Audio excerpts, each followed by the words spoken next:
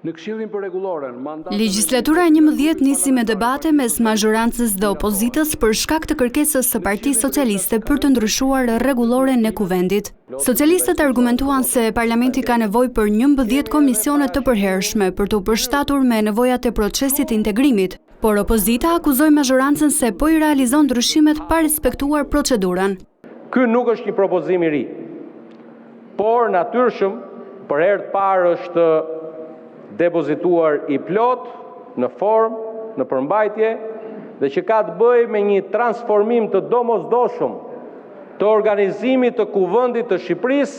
Nuk mund të vazhdonim në 2025 me i ndarje komisionesh që në një sektor caktuar risillte një emërtesë që transpozohej që nga Kuvendi Popullor i vitit 1988. Shqetësimi më i madh që ka ky kuvend, dashur qytetar, është fakti që ky krah i sallës plenare janë kthyer në noter të qeverisë.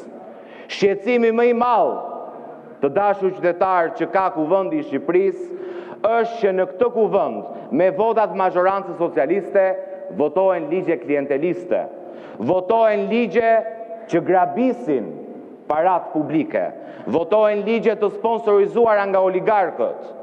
A keni propozuar ju ndonjë ndryshim për ta frenuar këtë metodë? Por pavarësisht kundërshtimit të opozitës, Partia Socialiste futi në renditje ndryshimin e rregullores dhe Këshilli për mandatet po shqyrton draftin. Pasi rregulloria të kalojë në Këshill, do të rimblidhet seanca në orën 12:30 për të miratuar rregulloren e re. Ndërkaq Parlamenti miratoi 2 zëvendës kryetarët e Kuvendit, Këshillin e Rregullores dhe Mandateve dhe sekretariatet.